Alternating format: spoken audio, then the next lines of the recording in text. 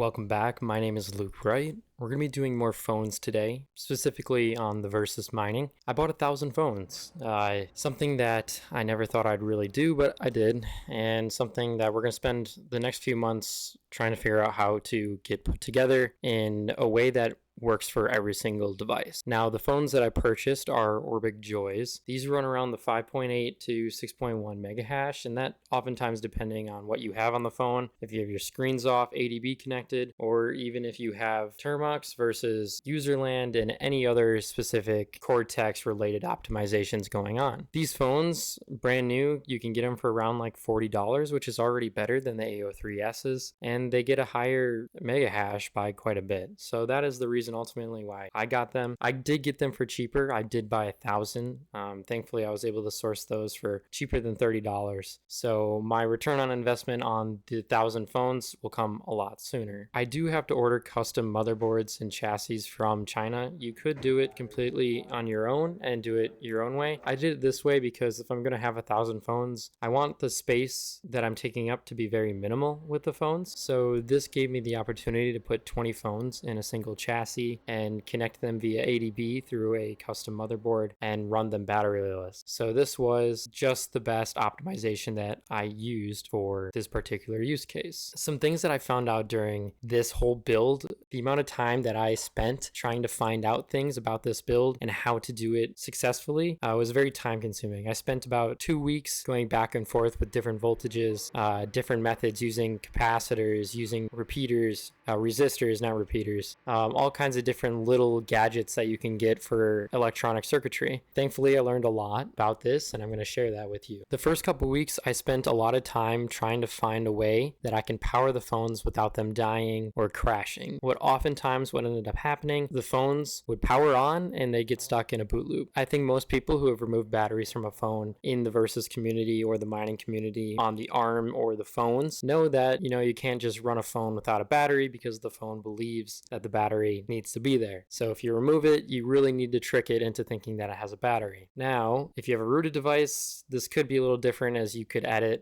basically all the way down to your root access and how the battery operates. These devices aren't rooted. So now, some optimizations that I had to make were the power supply. First and foremost, the power supply that I got with the chassis and the motherboard that came from China was 220 volts power. And as you know, the input in the US is 110 volts, so the 220 is not going to work unless you have 220 volt power installed, which I do not at the location that I'm going to be running these phones. So I had to go ahead and swap the power supply. I used a Meanwell power supply that is 110 volts and outputs 5 volts. This thankfully had a little screw knob on it where I could change the volts within roughly a +1 to -1 range of that 5 volts. Thankfully it did, because again, the Orbics that I ended up running ran around the 4.3 volts range, which is what I needed output to the phone in order to control the power and give it enough power while the device is actually mining. Now, thankfully, your friend Andy had done something similar and was able to recommend this power supply to me.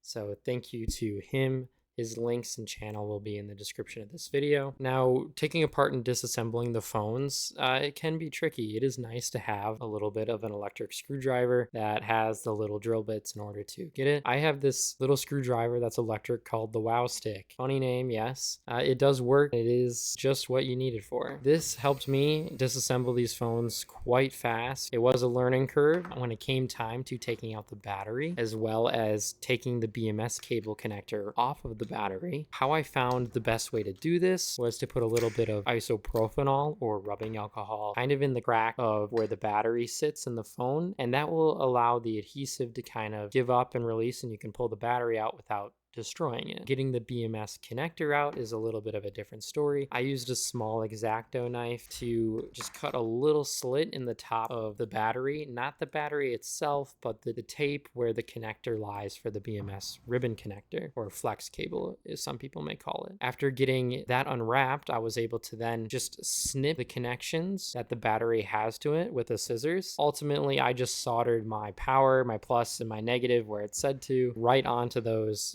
pads on the BMS connector to save time. Now, I started by completely taking all those off, but it just took too much time, and I realized at the end of the day, it's not going to change anything power-wise by removing those. So I just soldered right on top of those devices. Yeah, it ended up working out just the way I needed it to. One tip is definitely to use a fan for the fumes when soldering. I got a big headache. I've never soldered before, and people are going to be like, well, yeah, it's lead. Come on. Yeah, it is lead, and I didn't realize that until I got the headache and I looked it up. It's just one of those things that I haven't learned and haven't tried in my life, and now I know. So learn from me or don't learn from me, but I would recommend getting something to either cover yourself so you don't breathe in the fumes or to blow and exhaust the fumes away. Coming into the ADB commands, I used Simon on Security's ADB commands to kind of generally set the phone. I didn't mess with the RAM ones, actually. I didn't see a difference. I did put those on to begin with, but I seemed like I was getting negative hash rate when I was doing that, so I just defaulted to not using those ones. But then an ADB command that I used personally is the ADB boot up, and I'll have the command on the screen here for you to type in or you to look up, see what it does. Basically what it does is when the phone touches power via the USB, it automatically boots and starts up. Now if you do it normally, what happens is you put the phone in power and the phone is completely off, it will go to like a battery screen and tell you how much power is there. Well, this gets rid of that and allows the screen fast boot to just boot up the phone, which ultimately allows me to run my script to set up the phones and get them mining without any work to myself now. So it's completely automated. One thing to mention that over the course of these 4 days that it's been running 24/7, its 24-hour average hash rate has been around 120 mega hash, peaks as high as 144 mega hash. I've only seen that once. I've seen it get to 130 multiple times, and I've seen it get to 110 a few times as well. But the average 24-hour hash rate is 120 mega hash. I think that's pretty good considering that these phones are right around the $30 range, and that's for 20 phones. That's the best on the market so far. So yeah, I want to thank you for watching this video. If you have any comments or questions, feel free to leave them again in the comments below and I'll get to them. If you'd like to see anything or you have questions for me, please ask away. And yeah, we'll get you in the next one.